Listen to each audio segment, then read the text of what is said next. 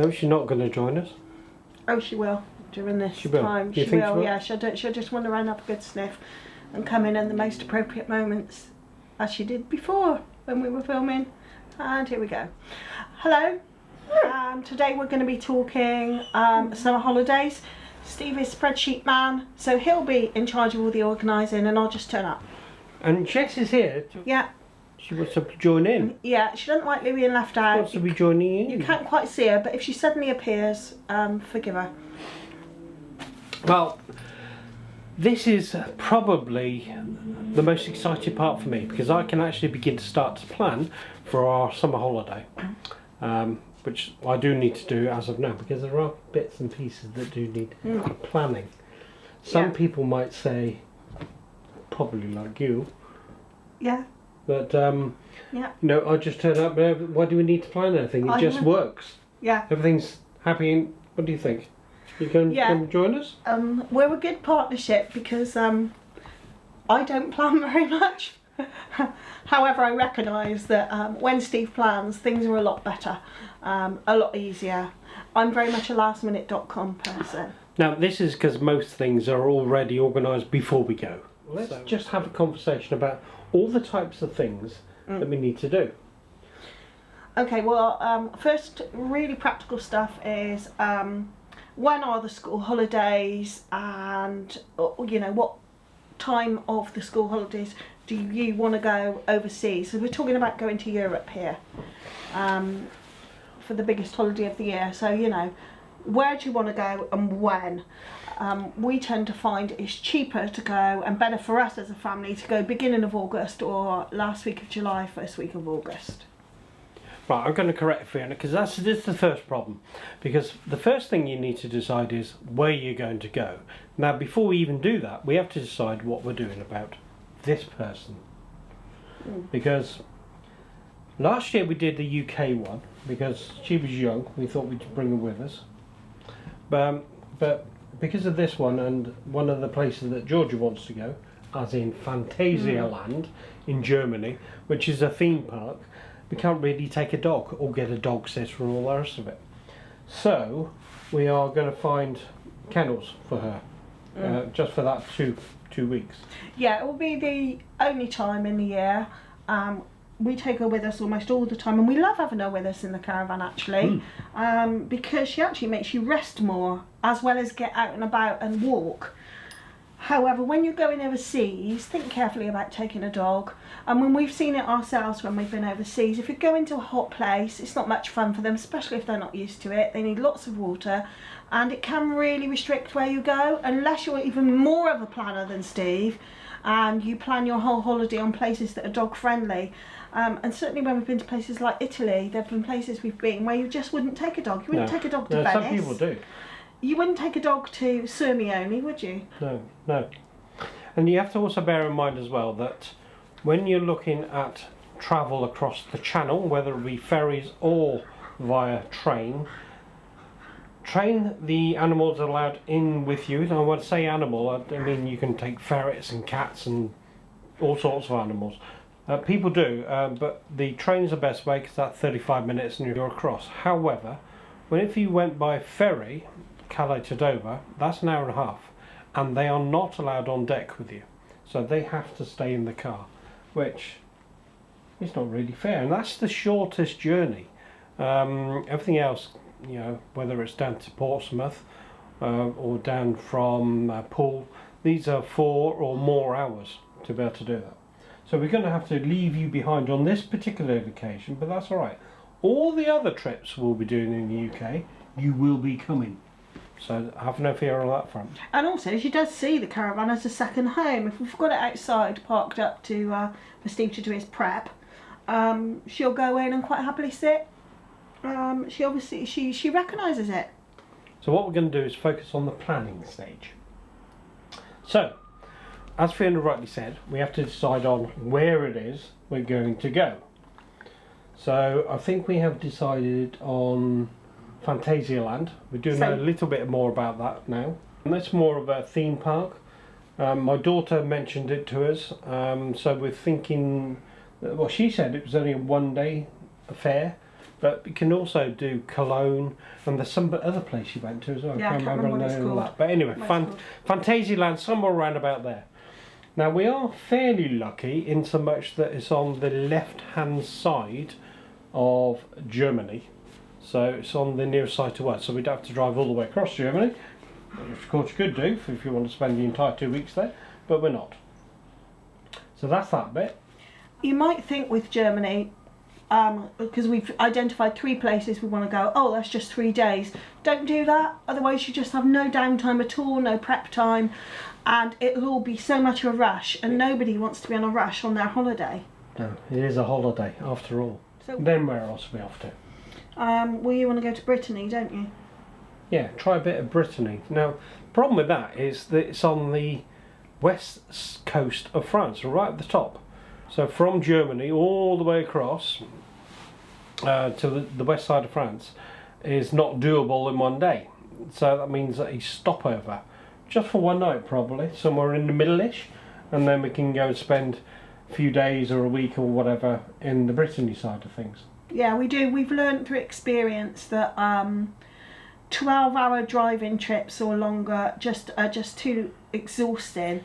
So a stopover where you can just rock up for a night, just put the caravan down, don't have to bother with awnings or anything like that, and just stay there for the night, have something to eat, breaks it up. You also visit somewhere else, which might actually be a place where you think, oh, this is quite nice, we'll come here another time, and it's an idea for another time, and then head off the next day. It just breaks up a long journey. Now the travelling piece is actually quite fun as well, because we tend to use motorways and tolls, and they're really, really empty, aren't they? I mean, once I come out of Calais, and I'm looking at Fiona going, are you sure we're on the right road? And it was the motorway out of Calais. There was no cars in front of me, nothing behind me in the rear view mirrors as well, and nothing on the other side of the road. Just bizarre. It will add a chunk to your budget if you're going on the motorways and paying the tolls, but with a big caravan like ours, it's just worth the money, because the stress of trying to drive on other roads and through smaller areas a lot of the time is just not worth it. No. And also the stop-offs are quite good, aren't they, the airs? Yeah, airs, yeah. No, not all airs are petrol station. Anyway, too much detail. So, let's move on. So, after Brittany, then we wanted to come back to a place that we have been to before, called, oh, you're getting this wrong, Ansdebrick, yeah. Ansdebrick, which is Cherbourg area, which is quite handy because that's when we can come back from there straight into Poole, then drive home from there. So from that point of view, it's pretty good. So that's the where done. The next thing is to check the school holidays, so we know when they are, when the kids are breaking up. That's fine. Then what we'll do is then check the, just with a simple Google search, we check the provinces in both France and Germany, because they have school holidays, obviously, but they're in different zones and different times depending on where you're going. So shifting over to my iPad, we'll use a web browser and we'll just search on Fantasyland. That will then tell me what town it is in, because I didn't know that to start with. Once I found that bit out, luckily for me, in the same search it tells me what province or zone or district, depending on where you're searching, that's in. Now once I've had that information, I can then go to another holiday planning site. This one's actually quite a good website. I've selected Germany on this. Make sure you select 2020, and that'll then show you a map. Now that map is in German, but never mind. Just below, you can see at the bottom of the screen, or to do here, shows you the German and the English names. But it will show you the dates, both in terms of summer. So it didn't actually help me at all in this instance. So once you've checked the zones, you never know. Some of the European ones might help in terms of when you actually get to go. But they're, in actual fact, they're off at the same time as us. So it's not going to make any difference. This is an expensive time of the year because it is the main summer holidays. We know that already. And that's one of the reasons for planning early, because you get the ferries, etc., cheaper the earlier you book. And also the times when you want them. Yeah. Because we want to go kind of early, So, because you have to bear in mind that it's early for us, but they're also an hour ahead as well, and then you got to travel all the way to Germany. So that will be, I know that's going to be about 4 and a bit hours because we've done that before. I use via Michelin, which is an online mapping tool. Now, unlike lots of other online mapping tools, this one shows me with Caravan. You'll see that in the middle on the left hand side. It also shows me some pricing if I have the relevant pricing information in there. And down the bottom, it allows me to put vignettes and motorways and tolls and things of that nature, which is also quite useful, especially when you're looking at European travel. So up the top, the usual things, green is your originating point, and then B would be where you're going to. So without further ado, let's get started. So in the top box, we're just entering Dunkirk into the field there. And then the second box, you'll see we're entering Phantasialand. We'll let it trundle off and get all its details back, which is doing just now. And then it's going to pop back with 3 possible route options for us, along with the second column there is the amount of hours it will take to get to each one. Now also, by selecting the routes on the left hand side, you can have a closer look at all 3 of those, and then what you can do is you can actually click on the zoom in, the B option there, and be able to take a closer look at what it is you're trying to look at with even more detail. Now also, what I'm doing on the left hand side here is scrolling down, and as you can see, I can see exactly on a turn by turn basis of what I'm doing and when I'm doing it as well. And you can deliver this on your phone as well. You don't have to use an iPad. Now also, for the sharper eyed amongst you, if you want more costs, for that you have to install your particular car model, then whatever fuel you're on, assume it's whatever gallons or whatever you want, or litres, and then they will then give you accuracy in terms of its actual cost as well for the motorway travel, the amount of fuel that's required, and so on. And then once you've done all that and you've got your desired output, you can then save all this information with an account, so that you can do it for later trips should you so wish. So once you've sorted out where you want to go and roughly when you want to go, then you need to do, certainly in my case, is book this time off with the company and then wait for the approval to come back. So all your ducks are in a row, because you really don't want to go ahead and book and then find out that you can't go. Yeah. Right. Because you book early, it's quite good for you. I run my own business, so within reason I can fit it in around Steve. So him booking his holiday off is the priority, and then I will fit around him. And then we got the next bit, which I should be doing next week. It's actually looking at all the reviews of the sites in and around the areas when we want to go. So Phantasialand, I will need to have a look at, see how many sites there are, look at the reviews. I'm looking at the reviews for a couple of reasons. Not only is it a nice place, good food and all the rest of it, but also what about our caravan? It's 8 metres long, twin axle. Some of these places don't even take caravans that size, and you have to be aware of that. Certainly in Germany as well, they do some other odd things, like they charge you for electric. So unlike the UK, you just rock and roll up and plug it in. Over there, you rock and roll and plug it in, but they charge you for it as well. Plus there's local taxes. So there's all that sort of stuff to have a look at as well. Same with Brittany, same with Anza Brick. Some of those you might have to book in advance anyway to be able to reserve a space for something of our size. And also another thing you might consider is, if you know you're going to go somewhere during your holiday, like Phantasialand, and you can make all the bookings work, look and see if you can book your tickets online.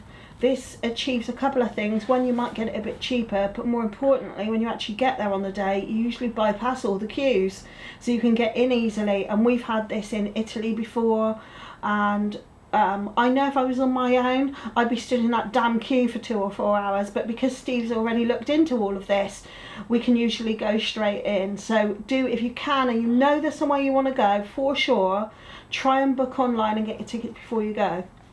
So as I say, this is phase 1. I'll show you some of the apps that I use as well that we need to consider for doing this. But just as a highlight and as a memory test, you fancy a bit of a game? Okay, go on then. Right. So, what sort of things do we need to think about from a car point of view? Right, okay. Well, drive on different side of the road. You have to think about that. Different speed limits. Different rules around what you have to have in your car, like the alcohol and no smoking stuff. Headlights. You have to do something with headlights, don't you? Correct. Yeah. Yeah. Yellow jackets Oh yeah, you have to have yellow jackets. The rules are different. for different countries, so you have to bear that in mind. Triangles as well. Yeah, and also I think now you have to pay a fee, don't you, for and be aware of new environmental laws. Yeah, there's an app that I use called Green Zones, which will then tell you what zones are. You might need a badge or something for your car. So when it comes to air pollution, an app I use is something called Green Zones. And again, this app can be used both on the iPhone and the iPad, in fact, smartphones in general. Now, the app itself is primarily based on three things. So the CO2 emissions of the car, obviously what fuel it uses, and something called the Euro standard. Now, all this information can be found in your logbook. And then what the app will do is then use this information to tell you either in historical, so you're planning, or in real time, whether or not you're indeed allowed to go into that city, area, zone, whatever it happens to be. Now, nothing is enforceable. However, if you do get caught, the fines can be astronomically expensive. So for the very small amount that it takes to buy a badge, which is a one-off fee, by the way, it's not an annual affair. I'll show you that later on mine. But I just wouldn't risk it. So the first thing you do with the Green Zone app is you fill in all your car details so that it knows about what type of car, what CO2 emissions and all the rest of it the car has in order to tell you whether it's allowed to be driven in a particular area or not. Now, we're all familiar with green and red, but orange? It is possible for you to have pollution warnings that are only applicable at certain times of the day. Okay, let's select the map icon at the bottom of the screen here. You can see there's a picture of Europe with a load of green blobs on it and some red ones as well. I'm going to choose the French area, and just to the left of Switzerland down the bottom there you'll see Geneva. Now I'm selecting this particular bit of the map, and then what that will do is then take me in to that particular region. Now that particular region will then tell me what CO2 and driving parameters there are. CO2, particulates, NO2, O2. In fact, it shows you a little breakdown of them. They're all green except one, which is CO2. It says it's poor, but it hasn't reached the stage of I can't drive. So it's going to say to me, you currently can drive. But if I'm just going to bring that up again. Yeah, so can you see the fines, the bottom bit? If you get caught, you could get fined between 68 and 375 euros. And these are on-the-spot fines as well. So carrying on the left-hand side, you can see there are lots of different countries. So we're looking at Austria. They're all green at this stage. So we'll just come out of Austria and then go into another one. We'll just select that. And these are the rest of the French sites. So they're all green. So we'll pick another one. There's some in Belgium. Look, they're red. Which means on the day that this was, I am not able to drive. There's a nice little emoji picture and a nice fine if I do. Now I'm going to choose the little buy icon at the bottom of the screen there. It will then produce all the different badges that I can get in the particular countries where I want to go. So I'm going to choose the Belgium one to start with. If I choose Belgium, what it will do is it'll then take me to the Belgium website. Now this looks kind of official, but it is only just for this Zones app. So the next one is the German website. So you're looking at 32 euros there. Now I can tell you, if you went to the actual government website, which had done one for Germany, then you'll see that this is 6 euros, and that's probably going to include postage to the UK. You can also use these anywhere, so you can, in Germany that is, so you can buy it from the official website and use it anywhere you like. And this is also the one for France, and I paid less than 5 euros delivered. So good app, just don't buy the badges from their website. And also you have to be aware, some places you can't actually go with a diesel vehicle at all now. Yeah. And depends on the climate. Some places you might not be able to drive on the day when you think you want to. So you have to bear that in mind as well. But then you can check all these things out in advance. That gives you a rough idea. Okay. So what about things for the caravan? Things for the caravan, I can remember. What have we had to do in the past? We have had to, the electrics can be different. That's right. So you need power converters. Yeah. Also, sometimes you can trip out the electric a lot easier because you have less amps, isn't it? That's right. Yeah. Amps is the key thing. So in the UK on caravan sites, most in the UK, they're 16 amps. So this is the stuff that you're allowed to switch on all at once in the caravan. Be able to power 6 amps. Quite good. 16 amps, all right for us. But in foreign countries like Germany, like Italy, when we went to Italy, it was only 6. So you have to be careful what you can and can't use.